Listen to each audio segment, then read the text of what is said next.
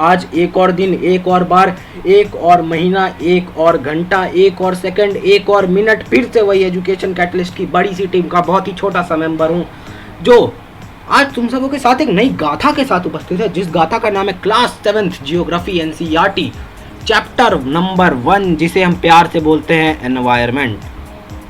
अब यार देखो, बेसिकली इस चैप्टर में पढ़ने के वाले हैं। इस चैप्टर में सबसे पहले तो चैप्टर का नाम ही सजेस्ट करता है कि एनवायरनमेंट पढ़ेंगे, एनवायरनमेंट के क्लासिफिकेशन पढ़ लेंगे, और फिर देखो यार उसके आगे भी बहुत सारी चीज़ें, वो पार्ट 2 की चीज़ है। देखो पार्ट 2 कहाँ से आया, ये जो पूरा लेक्चर है ये दो पार्ट्स में डिवाइड है, पार्ट 1 और पार्ट 2। क्योंकि यार देखो रिस्ट्रिक्शंस रहती है, जो भी रिकॉर्डिंग का ऐप होता है वो कहता है कि तुम इतने लिमिटेड से ज़्यादा तुम रिकॉर्ड नहीं कर सकते। और जो हमारा एडिटर है रामूलाल रामानंद उपाध्याय, वो भी बहुत छोटा सा बच्चा है यार, वो इतना लंबा एडिट नहीं कर सकता, वो उसे बहुत स्ट्रेस हो जाएगा, डिप्रेशन में चला जाएगा, वो मर जाएगा। इसलिए उसकी सेफ्टी बहुत ज़रूरी है। एडिटर है भाई, मजाक थोड़ी है। अभी देखो आगे देखते हैं। देखो और क्या, एक इम्पॉर्टेंट सा पॉइंट है, अगर तुम्हें देखो यार इस टॉपिक के तुम्हें नोट्स चाहिए, तो मैं तुमसे ये रिक्वेस्ट करना चाहूँगा कि लेक्चर के बीच में नोट्स ना बनाया करो यार, लेक्चर पहले पूरा देख लिया कर, उसके बाद तू नोट्स का देखा कर। अब मैं बताता हूँ कैसे। जो नीचे कमेंट सेक्शन है वहाँ पे तुम्हें एक पिंड कमेंट मिलेगा, उस पिंड कमेंट में ना लिंक रहेगी, किसकी भैया, टेलीग्राम की लिंक रहेगी। वहाँ पे तुम्हें जाना है, वहाँ पे तुम्हें एक PDF मिलेगा जिसमें ज़्यादा कुछ नहीं, ये जो भी मैं पढ़ा रहा हूँ वो सब रहेगा, तुम्हें वहाँ से छाप लेना है कॉपी में, कुछ कुछ एडिट कर देना। नहीं तो मान लो यार देखो, तुम यहाँ से पढ़ रहे हो और तुम्हारा दोस्त जो कि तुम्हारी क्लास में वो यहाँ से पढ़ रहा है, तुम्हारे दोस्त का दुश्मन, उसका दोस्त, फिर उसका दुश्मन, फिर उसका दोस्त, सब एक ही जगह से पढ़ रहे हो, सब एक ही नोट छाप के चले जाओगे तो टीचर तो यार मुझे दौड़ाने लगेंगे ना यार। तो थोड़ा सा मुझे भी सेफ वेफ रखा करो, ठीक है। बाकी तुम खुद समझदार हो, थोड़ा मोड़ा एडिट कर लेना। हिंदी में बहुत सारे पॉइंट्स लिख रखे हैं मैंने, उसे इंग्लिश में ट्रांसलेट कर लेना, समझाने के लिए लिख रखे हैं, ठीक है। चलो आगे बढ़ते हैं नेक्स्ट स्लाइड पे और जानते हैं पहला टॉपिक क्या है।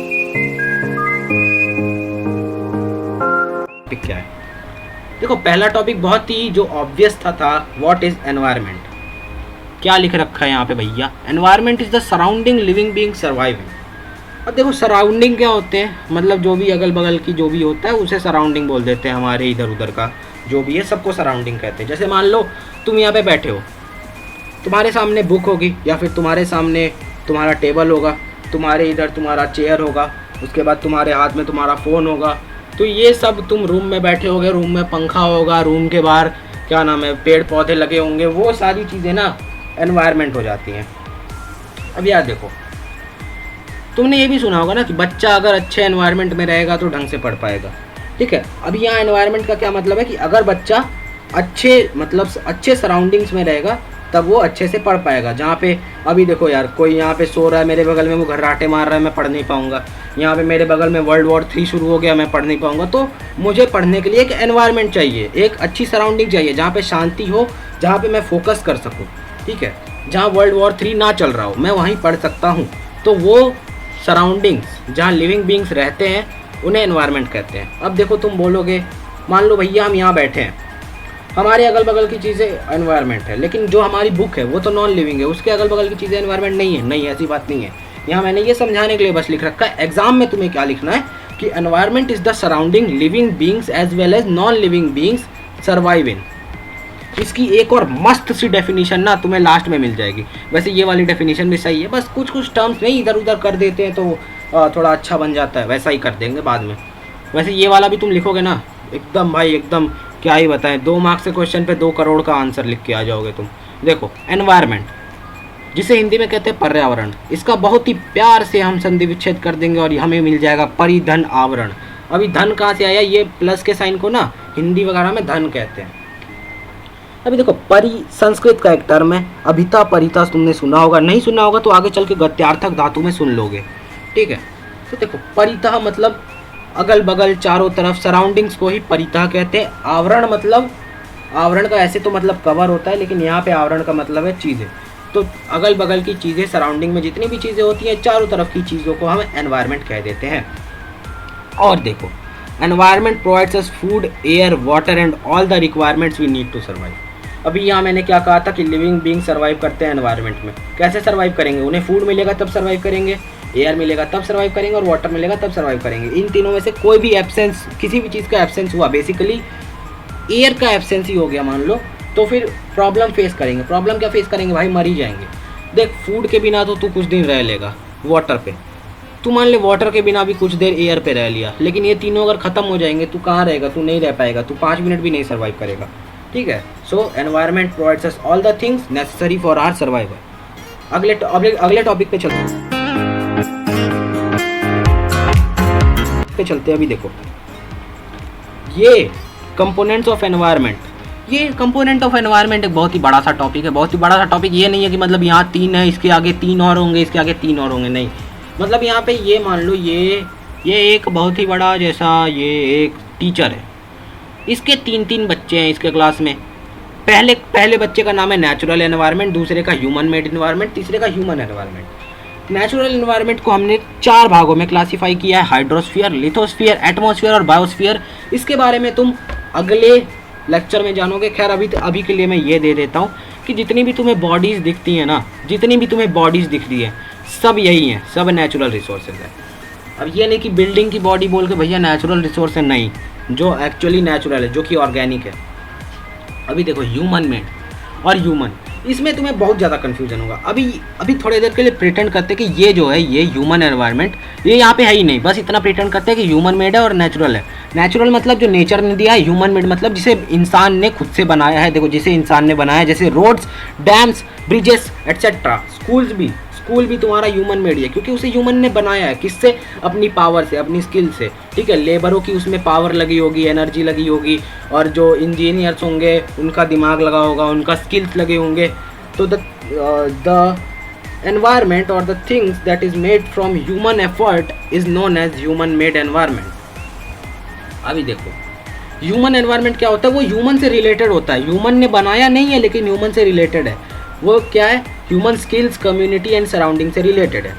देखो एजुकेशन, इकोनॉमी एट्सेट्रा। अब देखो तुम शिक्षा को देख सकते हो। शिक्षा कौन? एजुकेशन वाली शिक्षा। क्या तुम एजुकेशन को देख सकते हो? नहीं, बिल्कुल नहीं, तुम एजुकेशन को नहीं देख सकते हो। तुम एजुकेशन के नाम पे अपने नोटबुक्स, बुक्स, मॉड्यूल्स वगैरह देख सकते हो, लेकिन तुम एजुकेशन को नहीं देख सकते। तुम जो देख रहे हो वो तो बुक है ना यार, वो एजुकेशन थोड़ी है, उसको बुक बोलते हो। ऐसा थोड़ी बोलता है टीचर कि भैया हेलो बच्चों सारे अपने एजुकेशन निकालो, ऐसा थोड़ी बोलता है कि शिक्षा निकाल दो भाई। वो बोलता है बुक निकालो, किताबें निकालो, पुस्तकें निकालो। अब देखो डिफरेंस एक बार क्लियर कर देते हैं। मान लो ह्यूमन मेड एनवायरनमेंट, इसका एग्जांपल है स्कूल, और ह्यूमन एनवायरनमेंट इसका एग्जांपल है एजुकेशन। स्कूल में एजुकेशन मिलती है, तो दोनों इंटर रिलेटेड है। अब देखो यार, स्कूल ह्यूमन मेड क्यों है? क्योंकि उसे ह्यूमन ने बनाया है, उसमें ह्यूमन एफर्ट लगा है। इंजीनियर्स का एफर्ट लगा है, लेबर्स का, जो भी मिस्त्री वगैरह होंगे सबका एफर्ट लगा है स्कूल बनाने में। लेकिन एजुकेशन को इंसान ने नहीं बनाया, फिर भी वो इंसान से रिलेटेड है, क्योंकि इंसान ही तो शिक्षा को ग्रहण करता है। ठीक है, ऐसा। अभी रिलीजन ले लो, मान लो रिलीजन, तुम रिलीजन को नहीं देख सकते, लेकिन फिर भी वो तुमसे रिलेटेड है। अब देखो यहाँ से एक और चीज़ निकलती है, जितनी भी नॉन लिविंग थिंग होती है ना, वो बेसिकली क्या ह्यूमन मेड होती है। अब बोलोगे भैया एजुकेशन कौन सी लिविंग थिंग है? लिविंग नहीं है भाई, लेकिन नॉन लिविंग भी नहीं है। एजुकेशन को तुम नॉन लिविंग नहीं बोल सकते हो, वो तो किसी भाव टाइप का है यार। एजुकेशन कोई भाव है, वो है। अभी देखो रिलीजन क्या होता है यार? कुछ ऐसी एंटिटी टाइप की होती है ना रिलीजन, कुछ ऐसा डिवोशन टाइप का जो होता है, जो नॉन लिविंग भी नहीं होता है, लिविंग भी नहीं होता है, उसके बीच का कुछ होता है। ठीक है, अब देखो रिलीजन, तुम क्या रिलीजन को देख सकते हो? हाँ भैया, हम तो रोज़ मंदिरों में जाते हैं, रोज़ हमारे घर ही में मंदिर है, वहाँ जाते। तुम मंदिर में जाते होगे, तुम पूजा वाले रूम में जाते होगे, तुम भगवान को देखते होगे, तुम गीता पढ़ते होगे, तुम कुरान पढ़ते होगे, लेकिन तुम रिलीजन को नहीं देखते हो। तुम कुरान को देखते हो, तुम भगवान को देखते हो, भगवान की मूर्तियों को देखते हो। रिलीजन को तुमने कभी देखा ही नहीं है आज तक। ठीक है, तो यार देखो यहाँ से एक और चीज़ निकलती है कि जो ह्यूमन एनवायरनमेंट होता है ना, वो ज़्यादातर हमें दिखता नहीं है। ठीक है, और ह्यूमन मेड जो होता है वो दिख जाता है। ये मत लिखना अभी एग्जाम में कि human made environment is visible and human environment is not visible. ये नहीं लिखना, ये बस समझने के लिए था। तुम तो ये वाला डेफिनेशन लिख दोगे, इसमें ये वाला डेफिनेशन लिख देना, उससे काम बन जाएगा। नहीं तो तुम एनसीईआरटी को रेफ़र कर सकते हो। एनसीईआरटी रेफ़र करने का मन नहीं है तो बता सकते हो यार, तो हम लोग एनसीईआरटी से उठा के दे देंगे। वो तो बस वीडियो का लेंथ थोड़ा ज़्यादा बड़ा नहीं करना था, इसलिए यहीं तक है। अगले लेक्चर में नेचुरल एनवायरनमेंट के ये चारों पार्ट्स अच्छे से क्लियर कर लेंगे। इकोसिस्टम क्या होता है ये भी जान लेंगे। Abiotic factors of the nature, ये भी पता चल जाएगा।